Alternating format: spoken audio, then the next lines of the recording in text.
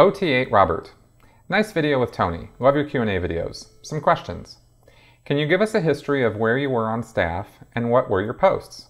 Have you apologized to anyone you wronged while on staff? How did that go? I joined staff at the Church of Scientology in Santa Barbara in 1987, and I went in for training as a course supervisor, as a person who runs classes. I didn't make it on that training when I first went on that, so I got put on as an administrator, sort of a helper type administrative person called the Director of Tech Services, if that means anything, to facilitate people getting into their auditing and people doing courses. After a year of that, I went back for training, and I actually made it through the training that time, and I came back and I was a course supervisor. And I did that for a number of years until I was promoted to be the executive over the classes and the auditing at that Church of Scientology in Santa Barbara. That post was called the Technical Secretary, or the Tech Sec. And that's the person who oversees all that delivery. And I did that for a couple of years until 1995, when I joined the Sea Organization.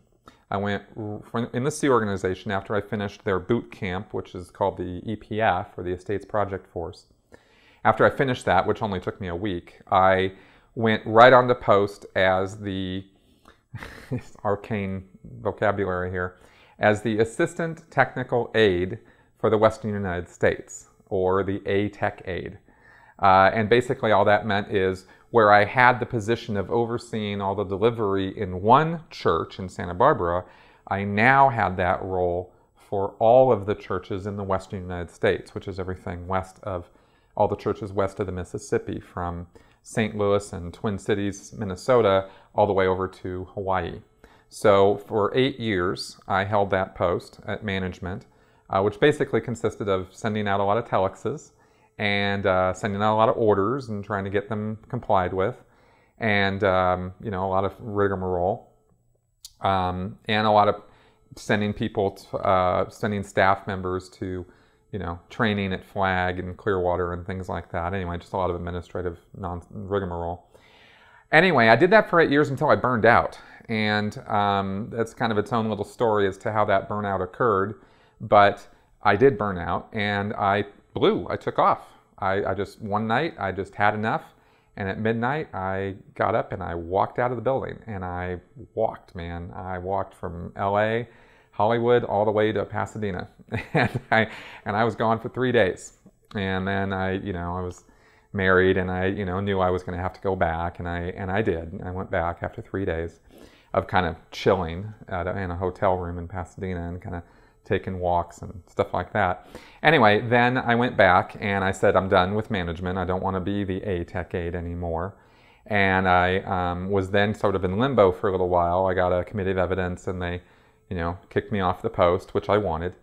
And then I ended up as a registrar in AOLA at the Advanced Organization of Los Angeles, where they deliver the OT levels up through OT5.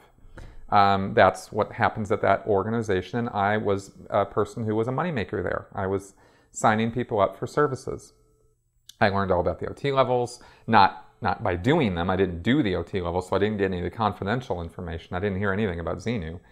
I just knew that, I knew that how many films were on them. I knew how long it took people to do them. I tried to learn as much as I could about them.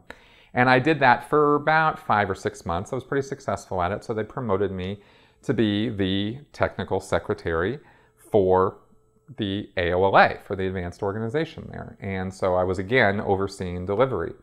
And I did that for a little while, but again, I was still actually not really recovered from that burnout. And, I had come back, but I hadn't really gotten fixed, and nothing had really been addressed or changed.